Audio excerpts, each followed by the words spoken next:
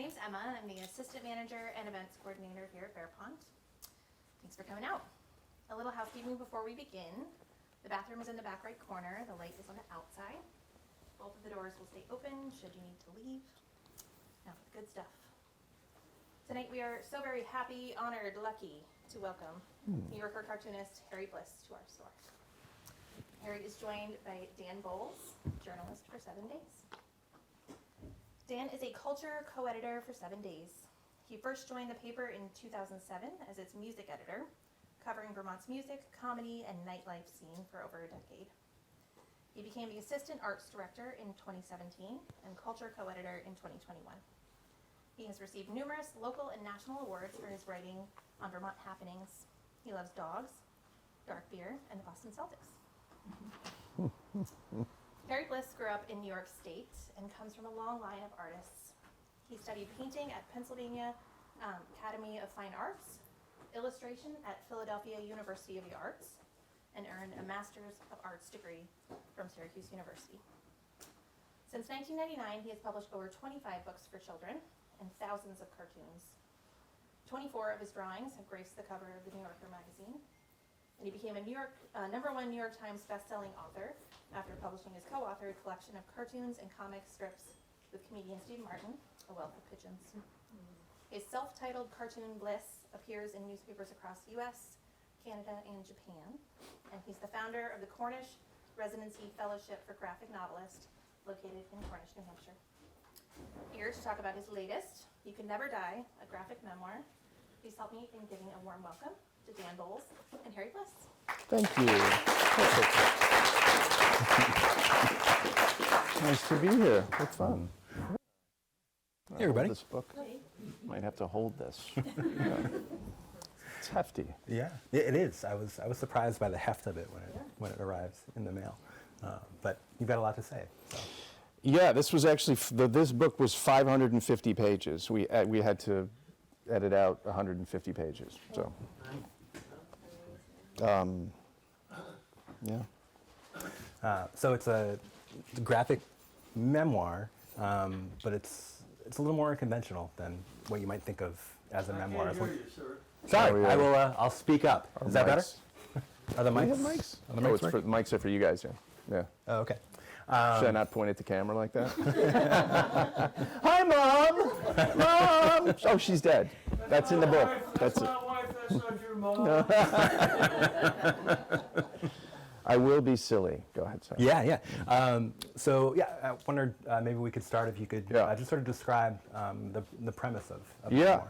Well, the book started, the whole idea of this book was a form of, I was cathartic when my dog died, when our dog died. My wife, Sophie, and I had a dog for 17 years. And when Penny died, there was kind of an opening. Something happened. I wailed, I grieved like I've never grieved in my entire life. And it lasted for a long time. And in the process of grieving, I started journaling. I've always kept a journal. I've been journaling for about 15 years, and I have this, normally they're moleskins, but I have a fountain pen. Most of my creative process is right here in these journals. It goes from here, all the cartoons come out in here and so on. So I started writing about how I was feeling and drawing because I didn't want to forget. I mean, I think I write about that in here, about the reason I keep a journal is because I don't want to forget. I can't look at you singularly. You know what I'm saying? I need to look at everyone. Okay? So the way of journaling was a way, and the reason I journal is to hold on to my life. It's because if I go back and read some part of a journal, I recall it. I recall my life. And for me at least, not doing that, I forget. I forget my life. So I wanted to remember Penny, and I wanted to recall everything. So I started journaling about our dog and the things that she did profusely. But what happened in the process of that, I started writing about my own life. Autobiographical things started to happen growing up in a family of artists, the Monroe County Fair in upstate New York in 1974, demolition derbies, giving up a baby for adoption. So I started going through this, and interwoven throughout all those autobiographical anecdotes, essays, Penny would keep appearing. I'd keep revisiting Penny. So the book took a long time to curate because it's broken up into prose, actual journal entries, and cartoons. So at the beginning of each essay, there'll be a cartoon that in some way echoes the essay. And my son and his partner Sarah came up from Brooklyn. They're both 30-ish, because I wanted young eyes on the book. You know, I wanted them to help me curate it. So I think that's, yeah. I think so. Yeah. I mean, when I was reading it, it felt like you're kind of exploring your life like through the lens of your relationship with Penny. Like, I think there are some thematic connections between the parts of your life that you're talking about, and then kind of how it relates to something about Penny. That's right. Yeah. Which is I think a really fascinating way to approach a memoir. Yeah, it was purely it was all organic. You know, people. I think last night in Burlington, someone asked, "How did you come up with the way that you broke up the memoir?" And it's not really a traditional. It's more autobiography. Well, it's half memoir, half autobiography. There's an essay on Cy Hirsch, the journalist, who I know through the New Yorker, and we occasionally correspond, maybe twice a year. And he called it an autobiography.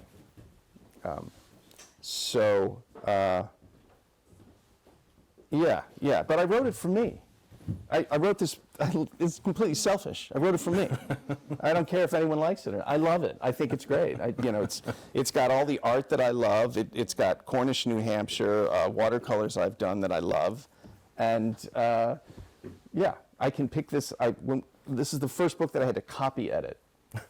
Because I'm used to doing picture books, and the books with Steve Martin, I didn't have to copy edit those. We had a copy editor at the publisher, so I had to copy edit. Every time I would copy edit this book and go through it and read the essays, I would cry. You know, I would laugh hysterically, and then I would cry. And yeah, it was a completely new experience for me. So. Yeah, I wanted to ask you about that process, like, you know, being a writer and knowing you have to go through revisions and drafts, and you find things that you like and you find things that you hate, but like to have to be confronted, you know, you spent years putting this thing together and, you know, plumbing the depths of your life, your grief, and then like having to sit down with it over and over and over again. It was really hard. Yeah. It was, I gotta say. But like I said, the laughter, there are things, well, you've read the book, you'll look through it. You know, I'm not going to go. But there are things that I had forgotten about in the process of putting this together. Cartoons and journal pages that were really, really ridiculous and really made me laugh. Things that I could never get published. There's just no way this would get published, you know. But there are also, you know, watercolors of Cornish, New Hampshire. You know, this is Dodge Road, where, you know, I'd ride my bike and I sat and did these watercolors. So it was, and this is an essay, it's called Constipated Dog Remedy, which is one of my favorite essays, because I recalled it really accurately how it happened. And it was very funny. It's also very sad, because when Penny, at the end of Penny's life, she lived till she was 17, but she had Cushing's disease and diabetes, and she had a monitor. We had to give her insulin every day.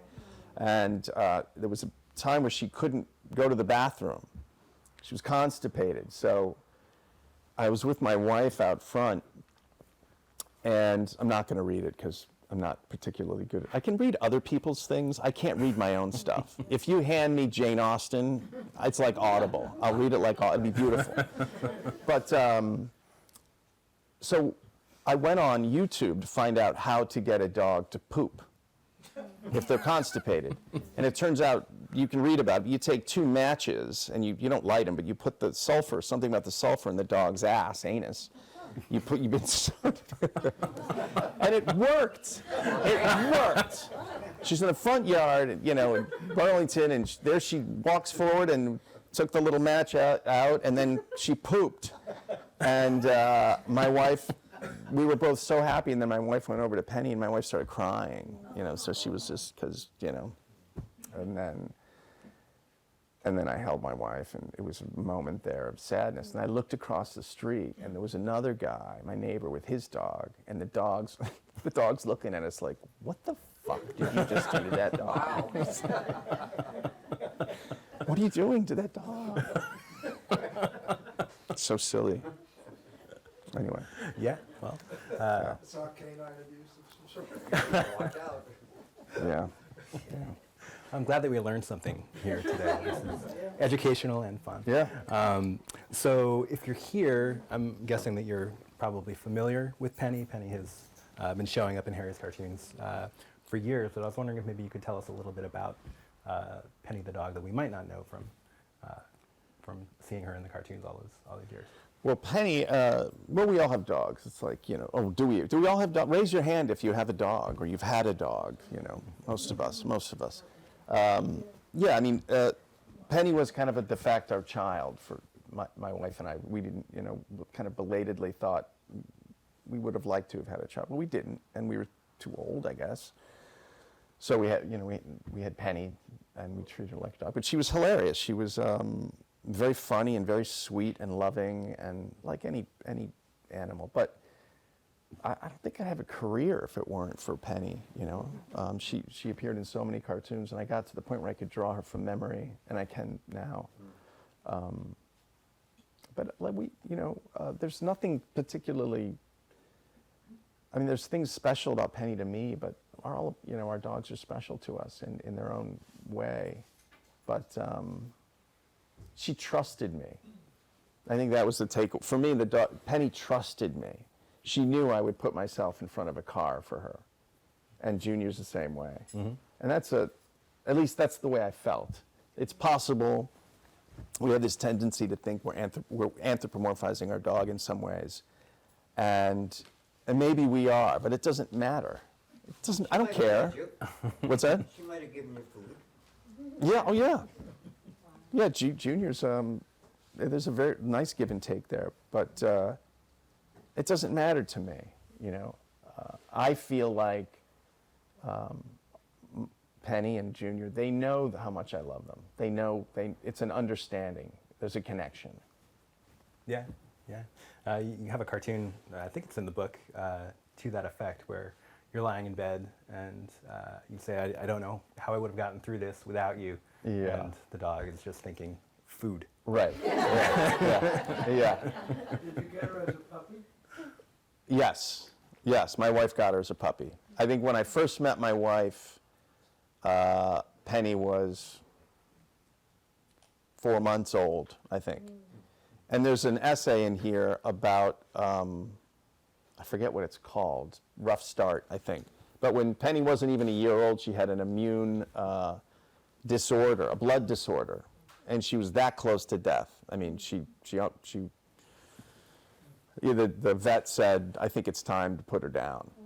And my wife went back and forth and spent the night at the vet with the dog. We tried blood transfusions overnight, different bloods for the dog, for Penny. And then she was on steroids. Then my wife, on a whim, said, let's try steroids one more time before we do this. And it worked miraculously. It was unbelievable. She ate food, she went out and peed. I mean, talking about it now, I can't believe that happened. I can't believe it. I mean, she wouldn't have made it through her first year of life if Sophie, didn't do that. Amazing. Yeah. So I did a profile of Harry 3 years ago now, I think. I have no memory. I think it was like 2022.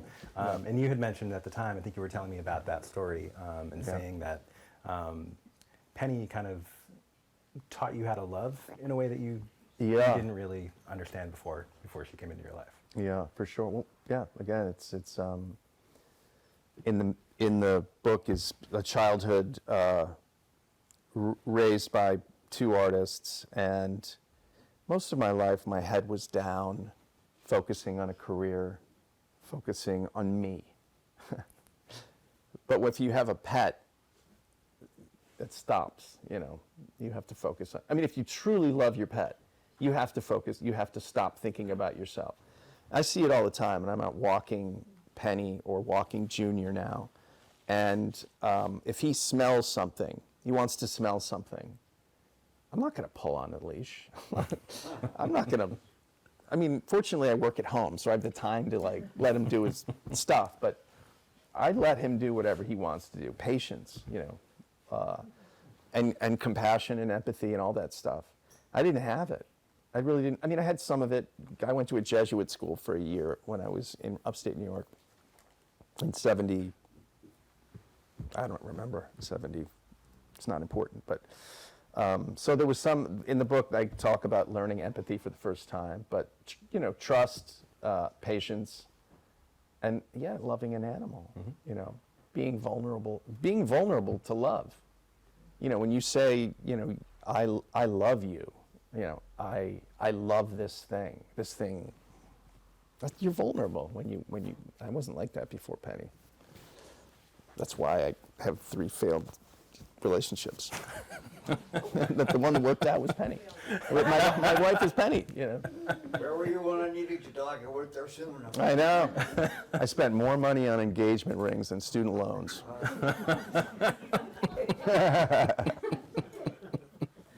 What are you going to do?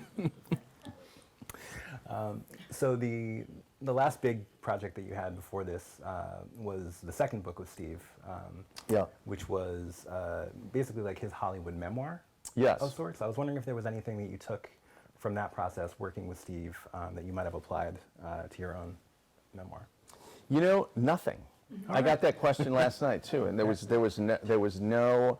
The thing about this book is it was purely organic. It's almost like this book is me right now. It represents everything that I have, not everything, but it's a consolidation of so many things that I've been through and learned and loved and lost, and I really came clean. But I wasn't thinking of, and there's an essay on Steve in here, because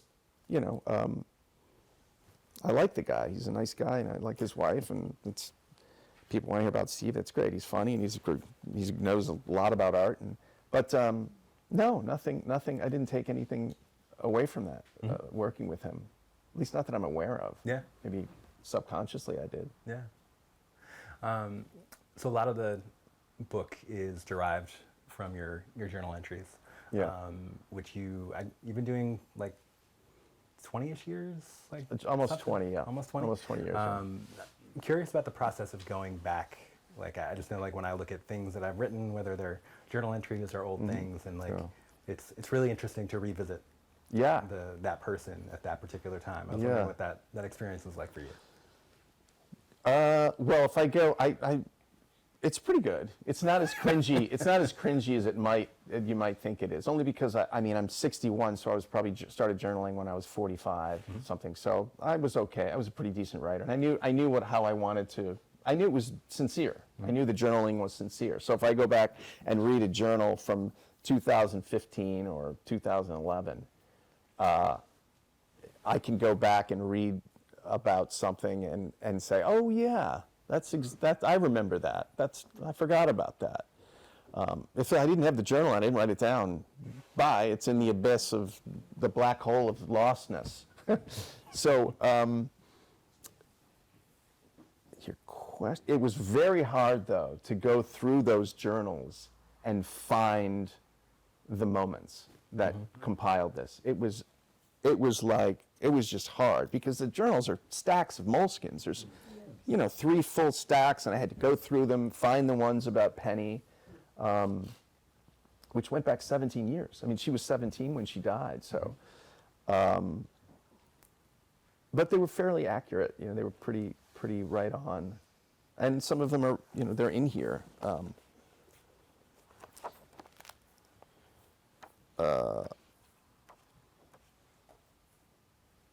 Sometimes I just like to sit quietly while you wait. And just So I'll tell that silence. Do you ever have any need, in going back to things I've written, I've needed to have it transcribed into Word, so I could just sort of have more distance from it than looking at my writing, which is not nearly as good as yours in penmanship. Did you ever have it transcribed, what you've written? well, that's what these are. In other words, some of these I are. know, Yeah. but in the making of it, you didn't. No. I'd have a very hard time going page by page in old writing. No, I mean the writings. I can read it. I can read it in the journal. It's relatively. My cursive. There came a point in my life when I practiced cursive as a discipline, because I knew that it was hand control. I knew that if you want, I always thought that, and I will tell students this: if you want to learn how to draw, a good exercise is to practice cursive with a fountain pen, because it's very specific. It's like calligraphy in a way, but it's a discipline, and I worked at it for a long time, and now my mom wrote that way as well. Actually, my sister writes cursive. I'm always impressed with that. That she, but they should teach that. They should still teach that in school. But it was very difficult to go through those pages. It was to have them inform the prose. It's hard. Yeah. Was there anything that surprised you while you were going through them? Yeah, a lot of stuff surprised me. I'd go through the journals and I'd see cartoons that I hadn't finished, and I would be like, "Oh my God, that's really fun! That's funny! You got to use that. You got to draw that up." Or, this cartoon doesn't work, but if you tweak this word and put this here, that would work. And there were other things there were drawings that were good. Old drawings that I'd see from like 2017. I'm like, that's actually that's a good drawing. I'm pretty arrogant. Yeah, yeah. Pretty arrogant when it comes to my my ability to draw. Yeah. I don't know what to say about that. I'd say it's earned. I think so. I think it is. Yeah. Yeah. So this memoir is you're very open. It's very unguarded. You talk a lot about various different aspects of your life. Was there hesitation on your part to be as candid, as unguarded as you are in the book? I guess there was a little hesitation. The drug use, my son's old enough now, so he knows he's old enough. He's smart, and he's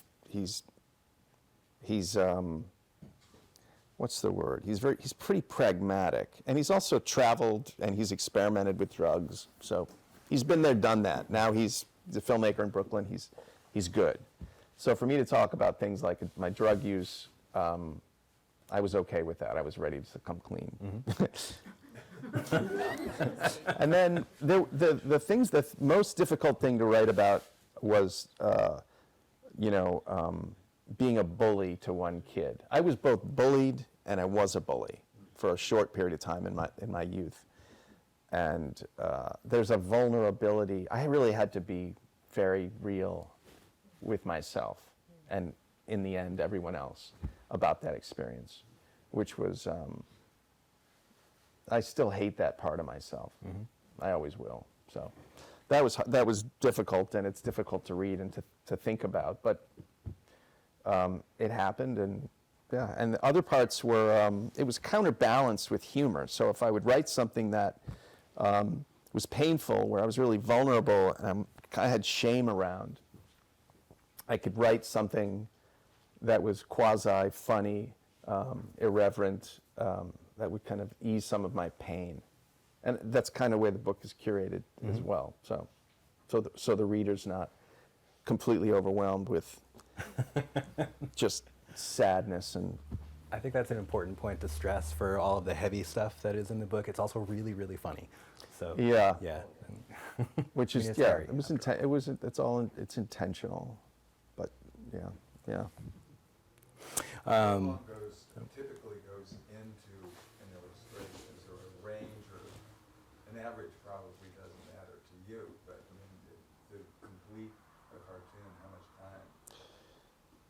Well, to complete a cartoon, it's hard to say because I will have cartoons in this journal that are rough ideas, and I'll just be sitting around and just doing drawing, and then I'll look at it and put it away, and then I'll come up with a caption a couple hours later and thought, oh, this could work. And I just drop it in, but then it's still rough in my journal. Then I'll have to take that and do a 6 by 6 inch square finished cartoon for newspapers or syndication or whatever.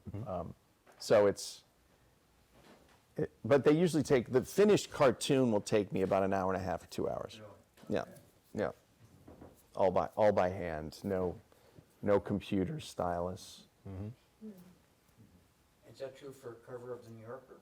Yeah, they're watercolors, yeah. No, I meant, Oh, how you put it together and it's, time yeah, to write kind it? of, yeah, That's, yeah, I'm just curious. yeah. That's great. Pretty, it's become all journal. Yeah, Yeah. it's the embryo of what is birthed.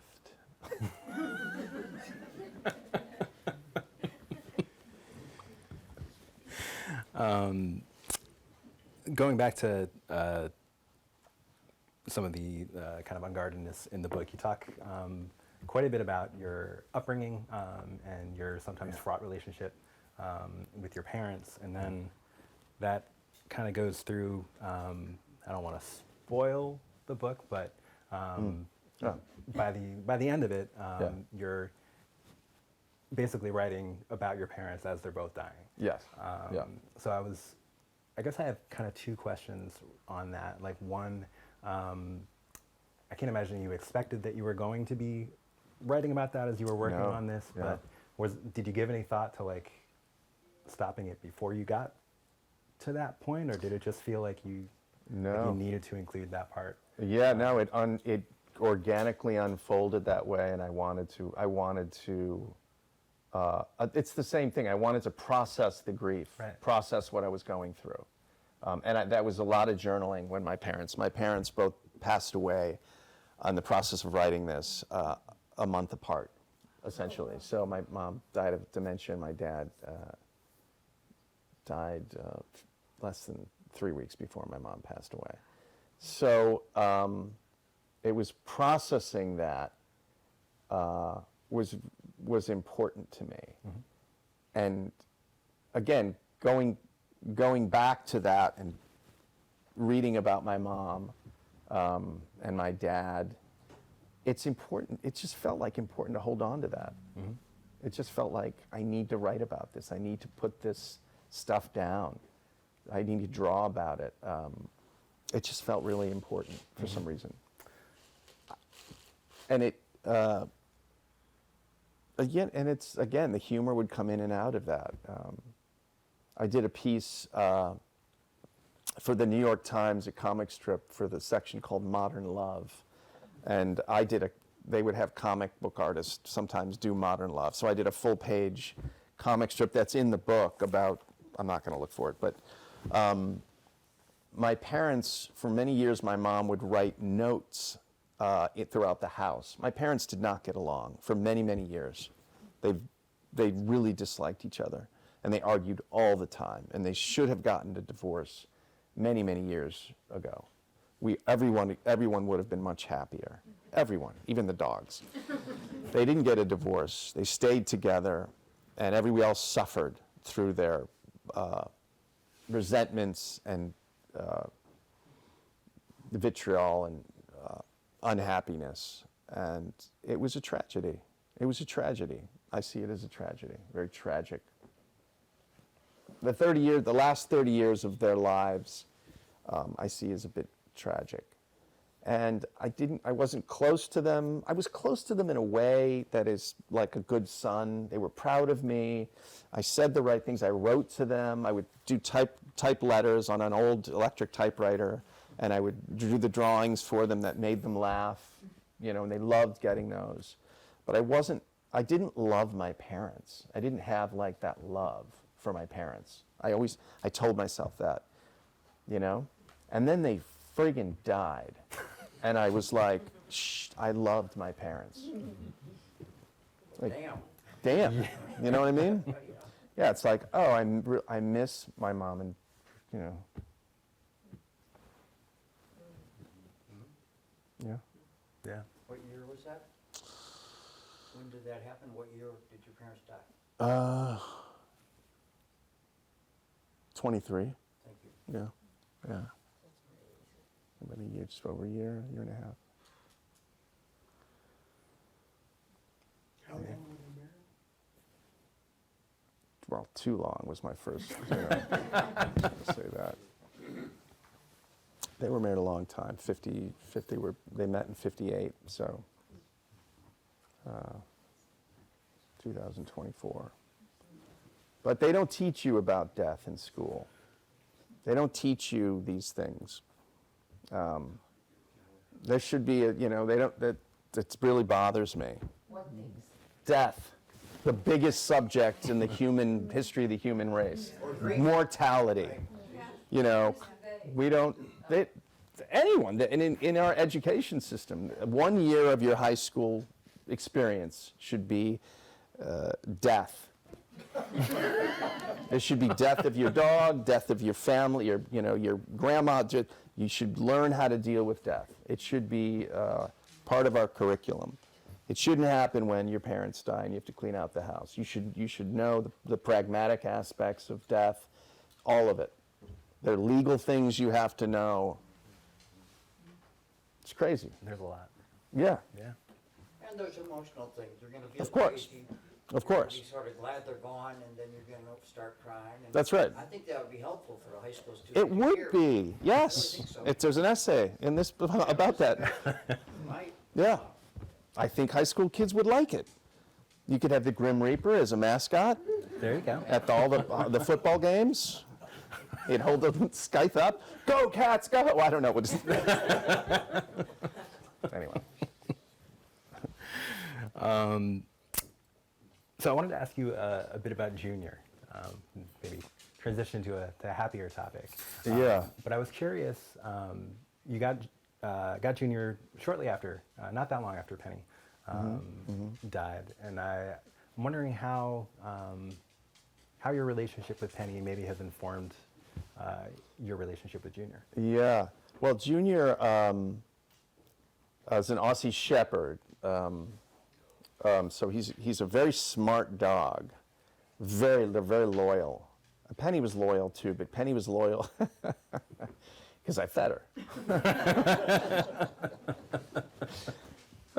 But Junior's loyal in a different way. Junior, we're connected, but he's a herding dog. Yes, he is. He's a herding dog. Person-oriented. Yeah.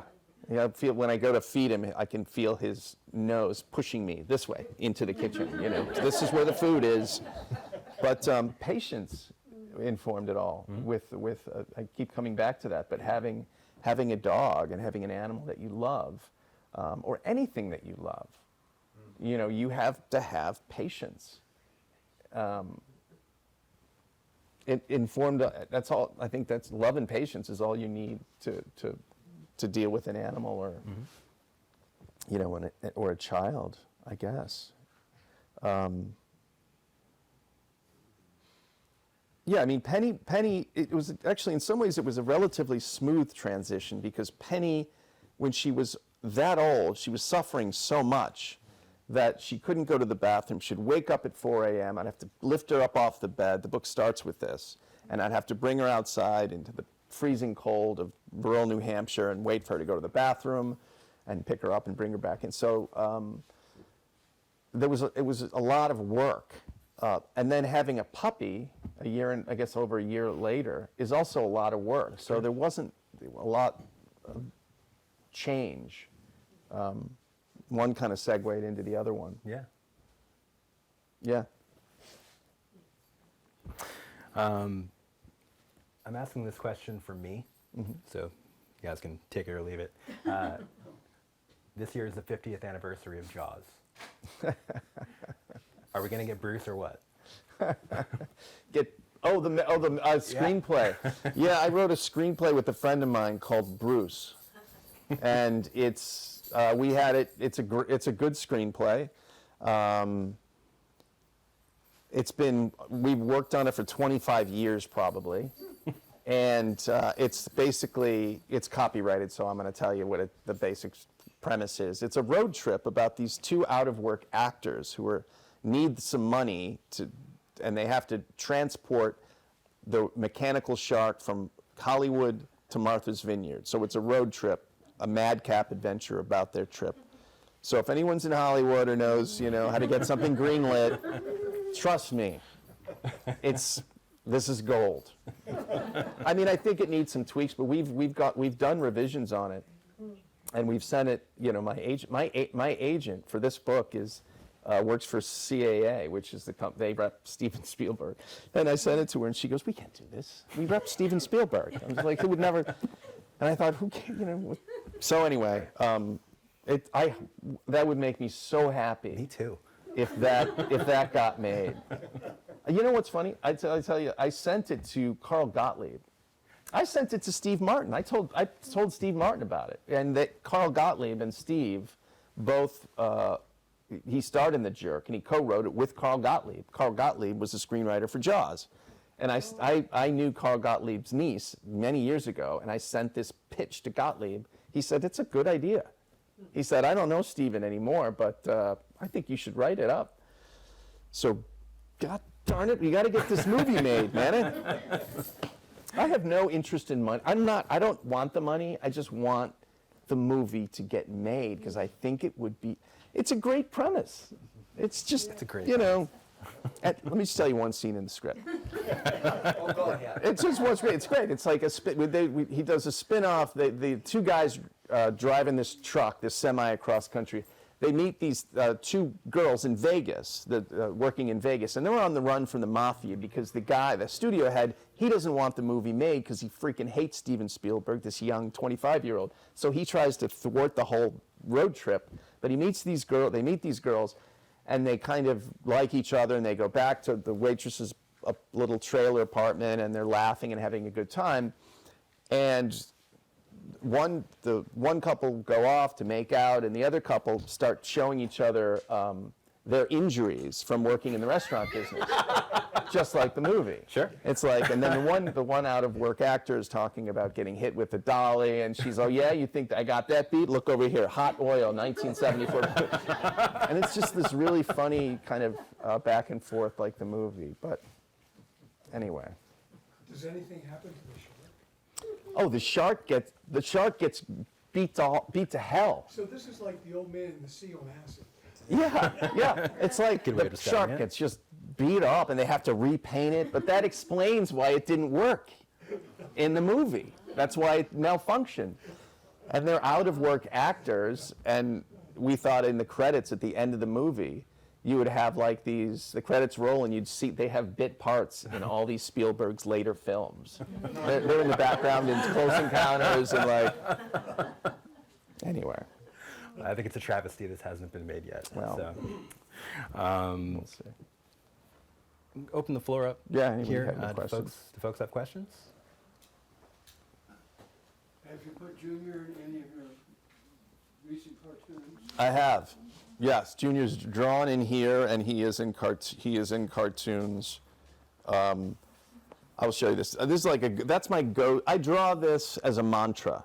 I cannot help drawing a man and a dog. It just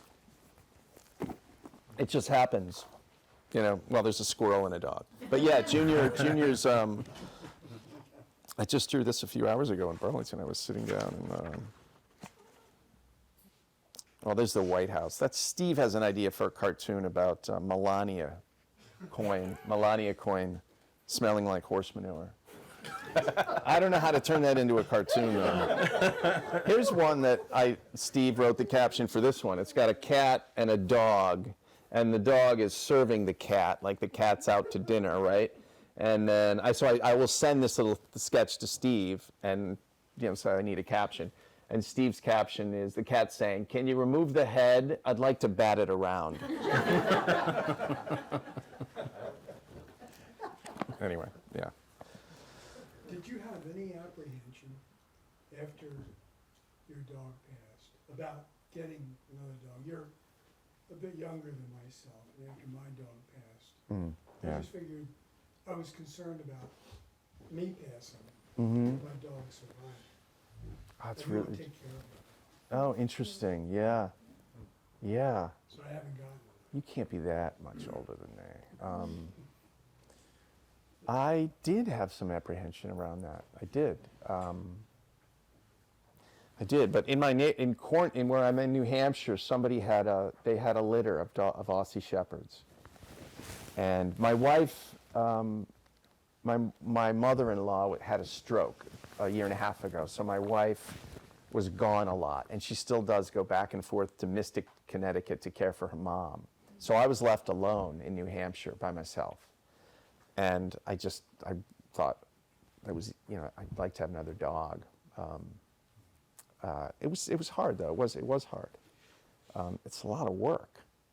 But it's funny. I was complaining to Allison Stewart on this WNYC show called All of It that I was on. She had me on, and I was talking about Junior, and I was saying that there's this hovering sadness when I'm with Junior, because in all likelihood I'll watch him die, and it's always there. It's just hovering, just around, little sort of Damocles of sadness. And then Allison Stewart said, well, you could die first.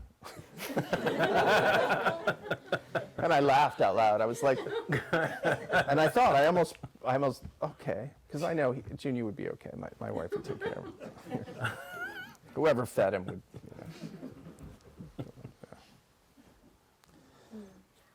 Yes. I have two questions. The first one is how you come up with names for your dogs, because they just seem very perfect for the dogs. Yeah. I never met them, but just based on like what I've read about the dogs, the names are just great. And then the other thing I was wondering was, do you really like drawing on line paper, or is it more that you like? Do you have the line paper because you like writing on line paper, so Yeah. then the drawings have to be line paper, or Yeah. is it? Yeah, I kind of do. Well, first, the Penny was my wife, Sophie, named Penny, Penelope. So I didn't have anything to do with that. And it just, she should be on a penny. I think they got rid of pennies. And then Junior was named Junior because the family, my friends in Cornish, who had the Aussies, kept calling, because I expressed an interest. I thought I might want a dog, and they kept calling this little Aussie Harry Jr.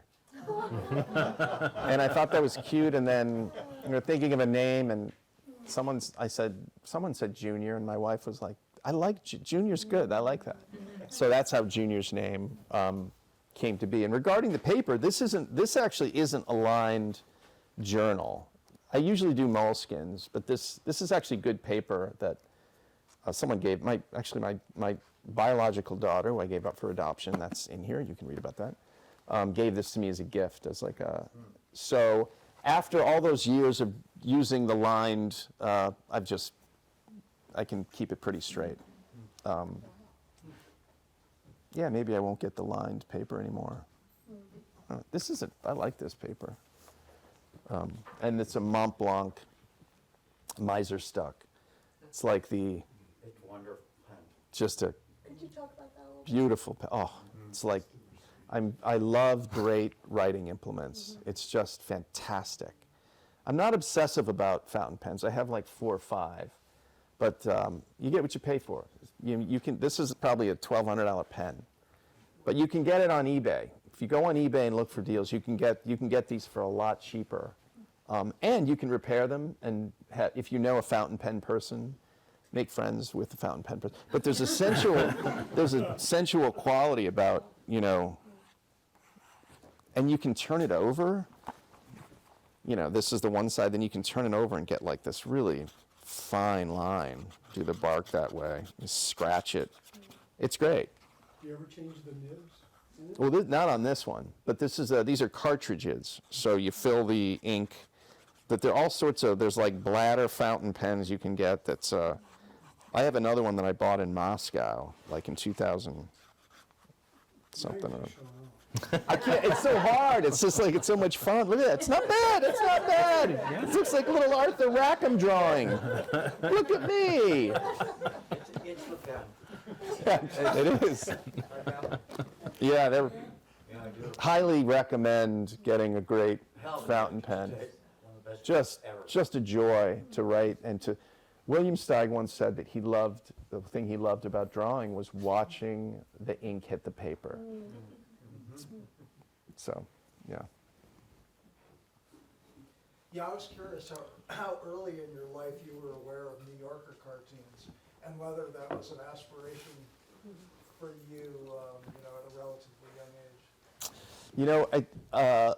My mother was a subscriber for probably her whole life. So the magazine came to the house once a week, and I loved that it had art on the cover every week. It was like and I always gravitated towards Charles Addams.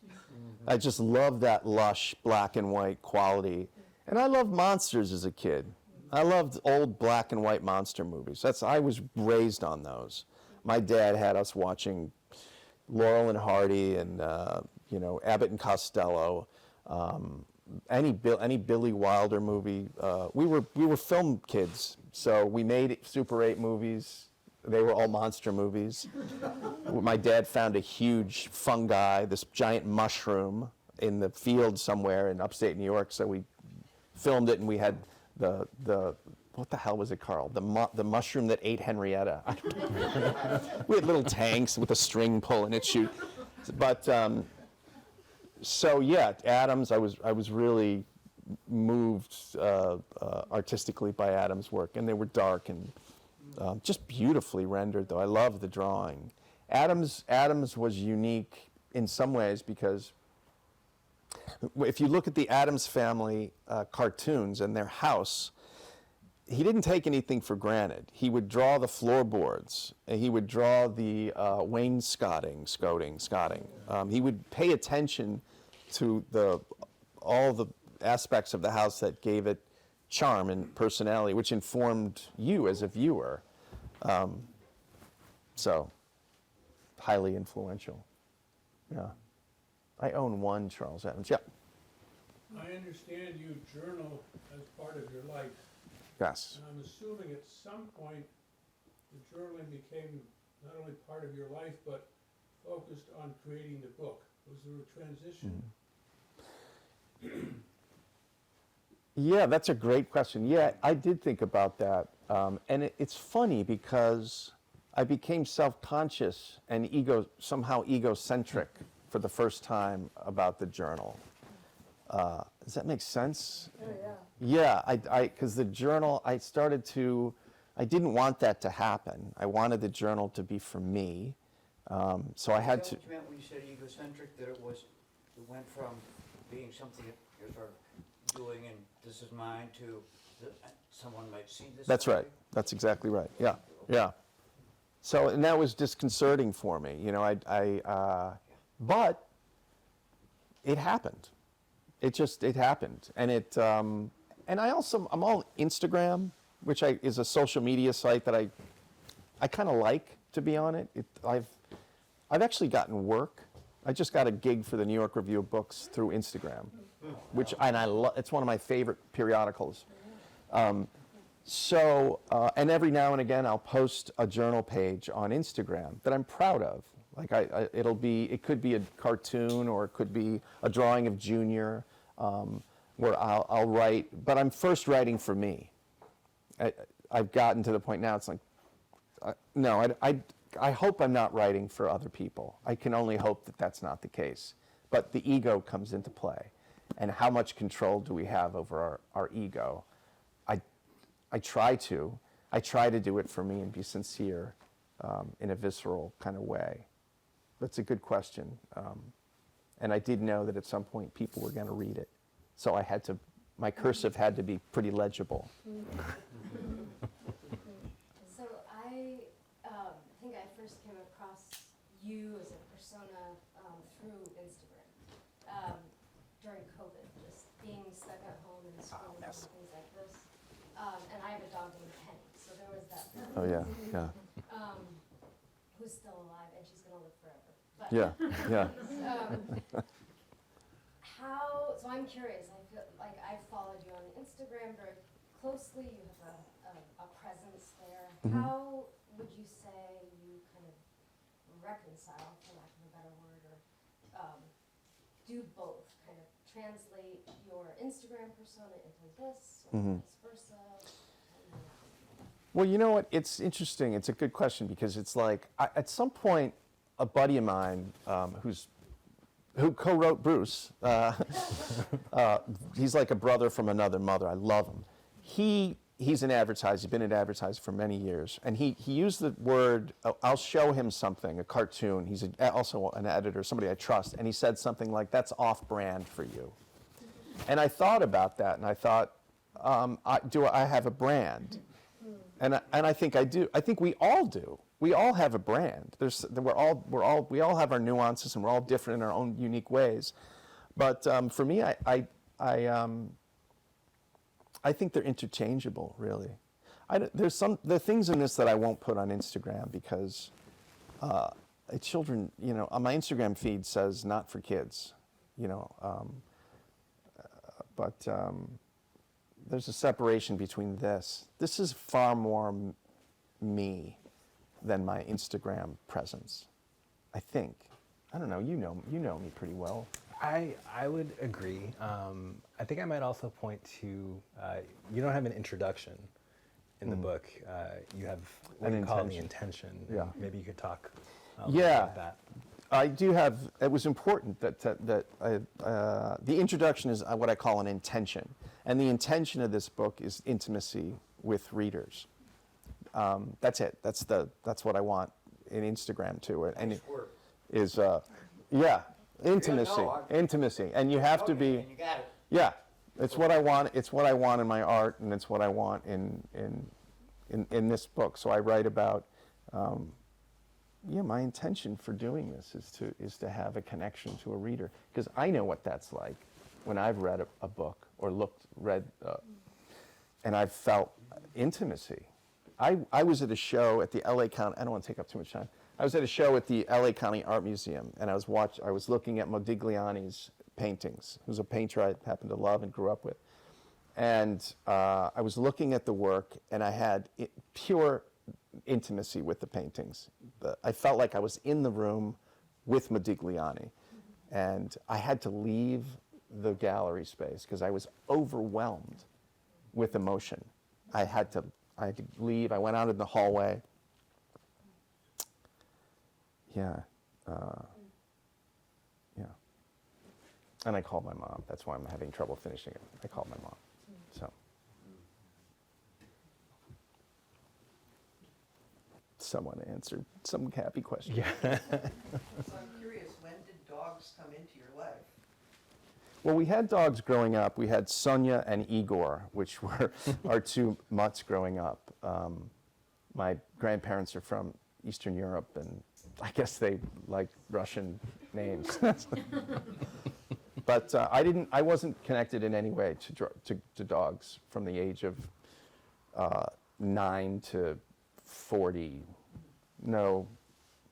I drew them. I would draw them. They appeared in New Yorker stuff, but it didn't really start until I had Penny. Until we had Penny. Did your drawing change?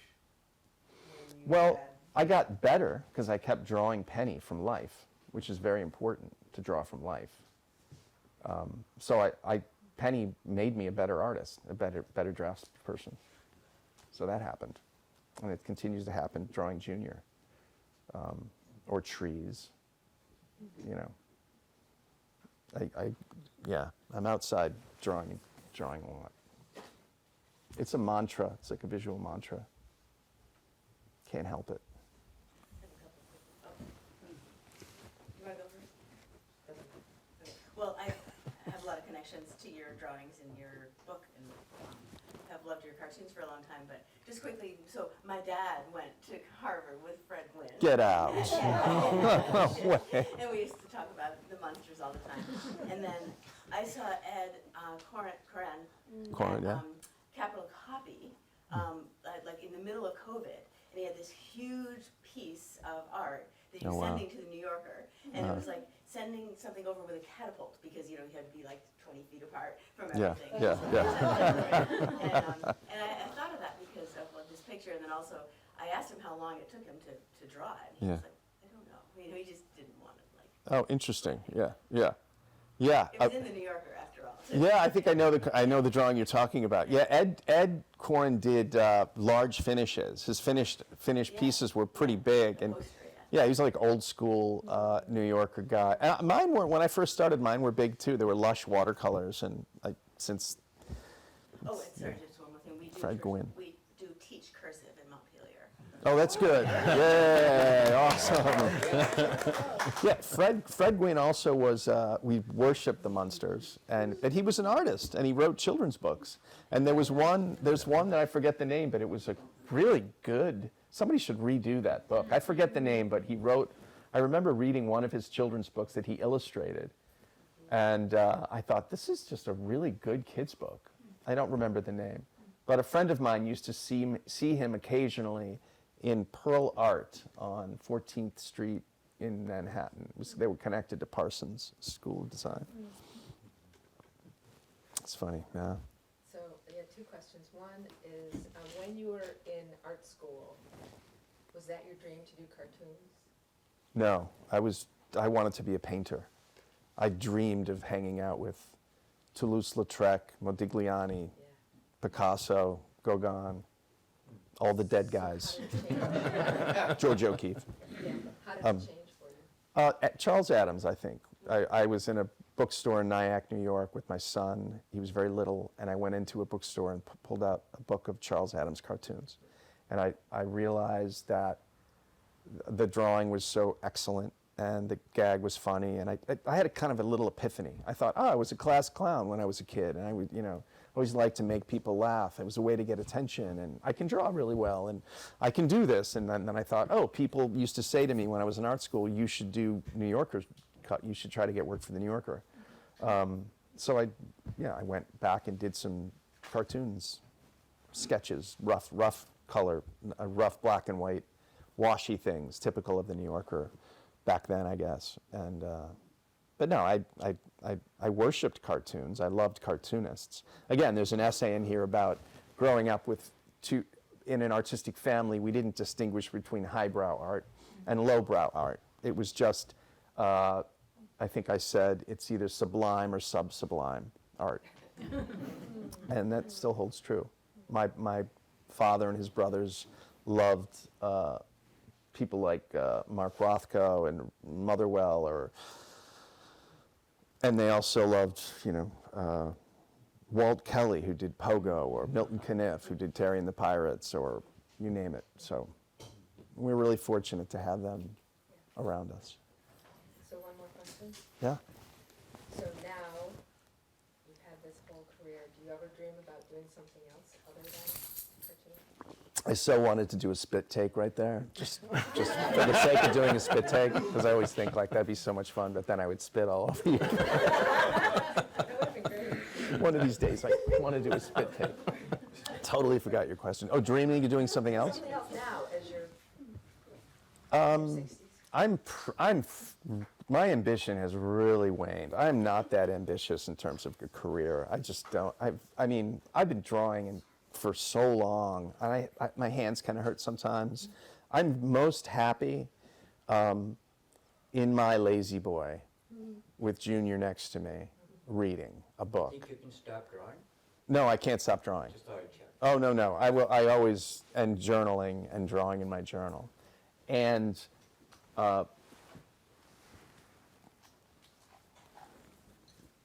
next to me.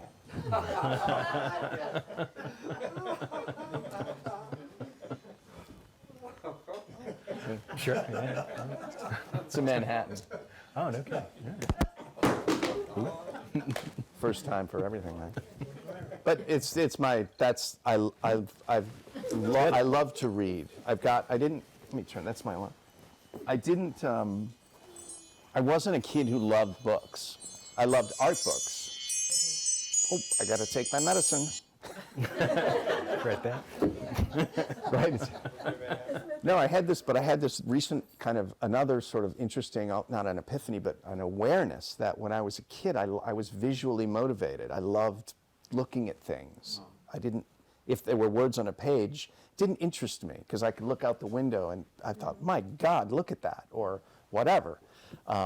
This words on a page I found boring. But now I will read a book, and as I'm reading, I'm seeing the whole film going in my brain. I'm making up the whole thing in my head. Whereas if I look at a graphic novel someone else did, it doesn't interest me anymore because they've painted the picture for me. There's no room for me visually in there. Isn't that interesting? As a kid, that was my thing. And yeah. So Harry, you share a daily cartoon 6 days a week. Yes. Is it ever challenging coming up with great, Well, great cartoons is challenging. Coming up with really funny cartoons is difficult. But there came a point where, if I don't have a good cartoon, I just do a drawing and send it to Steve. Get to work. But also, there came a point where I realized that cartoons, I used to do more sardonic cartoons and a little edgy, but I've moved closer to cute and because I realized kids like cartoons. So part of me likes the fact that children can get the cartoons and appreciate them. Yeah, I mean, that makes sense. Yes? Do you remember your first New Yorker cartoon? Yes, my first New Yorker cartoon was a family of cats from behind. Actually, it wasn't my idea. My friend Carol Dolnick, Carl Gottlieb's niece, gave me this idea. A cat family from behind, and they're looking at the largest ball of twine, a huge ball of twine. I forgot about that one. Posted on our refrigerator is one of your cartoons, the dog pushing the bowl up the hill, up the wall. Oh, yeah, I forgot about that. Up the Yeah, side yeah, wall. yeah, yeah. And that's I just love it. Yeah, I forgot about that. Most of your dogs are on the ground, Yeah, obeying gravity. Yeah. Climbing the wall, pushing its empty bowl. yeah. I think he's pushing the bowl on the side of the actual panel of the cartoon panel. Yeah, so it gets a little meta. Story behind that, or No, just observing the way dogs will lick a bowl, and then Penny used to do that. She'd lick the bowl, and the bowl would keep moving, and and move it that way, and it was like a little Roomba, what they call it. Bliss is not a tremendously common name, and I'm wondering if there's a road that goes around Caspian Lake up in Greensboro, and there are 2 6-foot grave markers on the road. One is for Moses Sleeper, and the other is for Constant Bliss. Yeah, Do you those are know my if it's great related? aunt and her husband. No, I don't know. Like, No, all you Blisses are all one Yeah, family. yes, people have said that. I've heard that before. People, Is that great, Mark? I think in every kind of town, people have said, "Are you related to the Blisses of?" Even in New Hampshire, they said that to me. And the truth is, my family. I think my father told me once that the name is made up because they lost someone along the way on some boat. So it's not even. Bad? What's that? Never mind. No, I don't know. I'm pretty sure the name is. I know my father's family is from. They're German Irish, and my mom is Jewish, Eastern European. But it's a made-up name. It's a good one, but. Yeah. Where in Monroe County did you grow up? I grew up in Henrietta, New York. Brighton. Oh yeah. My mom always wanted to live in Brighton. It's more it's nicer. It's just a nicer neighborhood. I was on the other side, the other side of the track. Henrietta. Not all of Brighton. Yeah, maybe not. There's always yeah, Brighton High School. I used to play tennis when I was on the tennis team. We used to play Brighton. I wasn't. I don't want to talk about smoking pot right now at the end. Smoking pot does not help you in your tennis game. So